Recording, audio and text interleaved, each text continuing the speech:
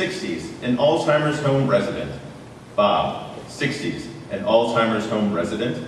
Steve, 20s, an Alzheimer's home caregiver. Scene 1, 8:30 p.m. in Bob's private room at an Alzheimer's residence. A hallway is visible just outside Bob's door, stage left.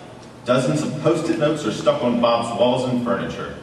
Bob pushes his bed towards the door, wearing several layers of mismatched clothing and camouflage hunting cap. Steve enters with a cup of tea, wearing a polo shirt and slacks. Bob ducks behind the bed. Who's there? What do you want? Hey, Bob. What are you doing? Bob pushes the bed towards the door.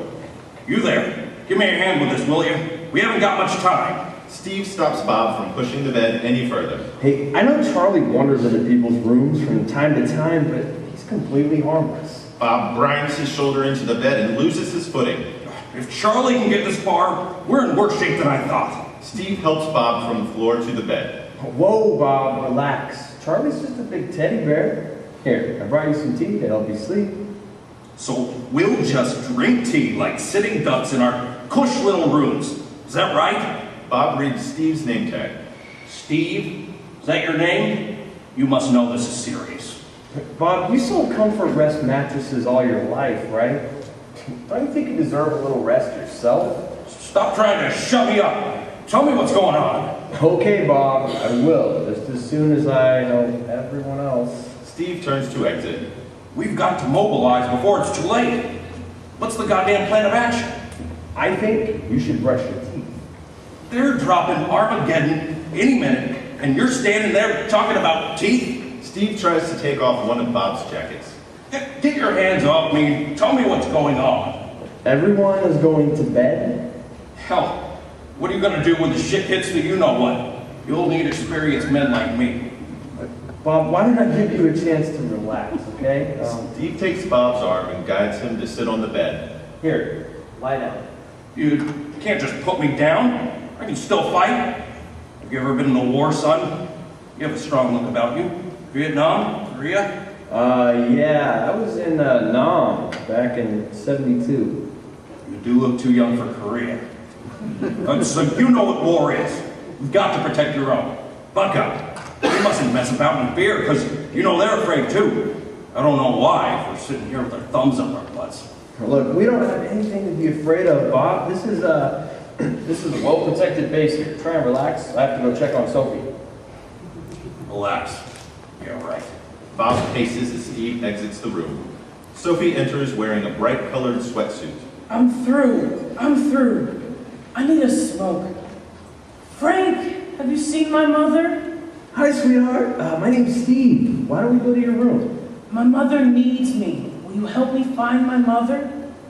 Yeah, I guess I can find her. I'll be right back, okay? I'm through. Steve goes into Bob's room and Sophie follows. Bob ducks behind the bed. Bob, did you brush your teeth? I wish you'd stay out of yourself. Bob gets a doll from under his bed and gives it to Sophie.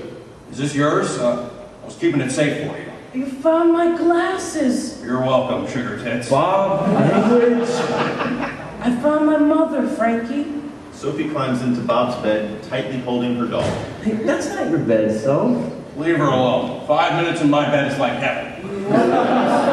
Sunshine, my only sunshine. Welcome in my bed anytime. Bob, Sophie has her own room, and she needs to get to bed. There's plenty of room. What do you say? You want to stay here with me? Sure, honey. Why not? No, Bob, everyone's supposed to stay in their own beds. You'll never know, dear, how much I love you. See? She says she loves me. Now leave us alone. She doesn't know what she wants. Look, I have to follow the rules, Bob, and everyone's supposed to stay in their own beds. Sophie, it's time to go. I don't want to go, Frank. Don't you have something else you could be doing, Penguin? Actually, I do have more people to change. You know what? Hold that thought, you two, and don't go anywhere. Steve turns to exit. Close the door. I have to leave the door open, Bob. No, you don't.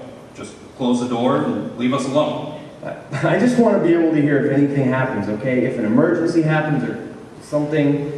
Can't somebody have visitors in his own room without Big brother watching? Look, I just need to make sure Sophie's okay. That's all. Jesus Christ. Never coming to this hotel again. I went to Hawaii once. They lost our luggage, but we made the best of it. See, she's fine. I guess. Look, I'll be back. Steve goes through and closes the door. Always insure your luggage. Steve peers through a peephole for the rest of the scene. Oh my God, this is wrong. You found my glasses. You say that to all the guys, don't you? Behave yourself, Bob. Bob sits on the bed. I'm Robert. Remember me? I'm through. My kids dislike me. I never get to see my kids. I'm sorry to hear that. My Aunt Marie and Bill never visit either. I'd like to see them keep staying in a place like this. Sophie holds out the doll. Do you want to hold her? I only make them cry. She likes you. Bob reluctantly takes the doll. See, she's happy. I never know what to do with these things. Take a deep breath. You want to lie down? This mattress takes years off. Sophie lies down. Do you like this job? I'm in the same boat as you, sweet cakes. Deep breath. Lights down. Scene 2. Later that evening, Bob, Sophie, and Sophie's doll are all lying in Bob's bed. Bob's clothes are scattered around the floor. Steve quickly enters left and peers through the peephole as Bob dresses. Jesus. I'm through. Through with what? My mother hates it here. I'm through. What do you say? You want to go get a bite and a beer? Maybe go dancing? Sophie climbs out of bed, still dressed. This place is so hard to get in and out of. We'll find a way. I'm getting so stir-crazy. Bob opens the door and startles Steve. You again. What?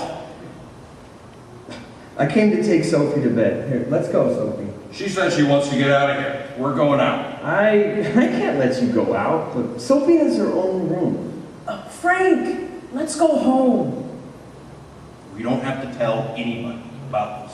Sophie doesn't want to go out on the town, Bob. Look, it's past her bedtime, okay? It's not even 11 yet. Sophie, come with me. Bob grabs Sophie's arm. She wants to stay with me.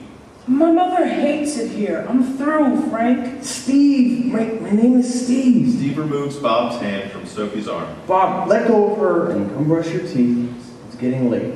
How many times do I have to tell you? I'll brush my teeth when I damn well feel like it. Steve takes Bob off right. It'll only take a second. Just wait here, Sophie. Now stop this. What do you think you're doing? My mother's scared, Frank. Stop crying, Mother. I just don't want you to lose any more teeth, Bob. You're gonna lose your teeth. I'm through. Bob and Steve talk over the sound of running water.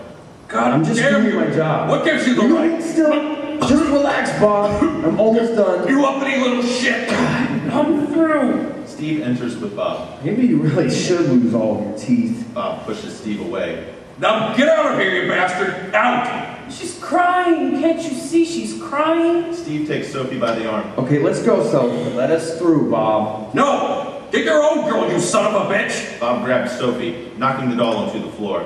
Sophie breaks free and exits left. I'm through. Steve follows Sophie out of the room. Deep breath. Bob picks up Sophie's doll, looks into its face, and looks off left. End of play.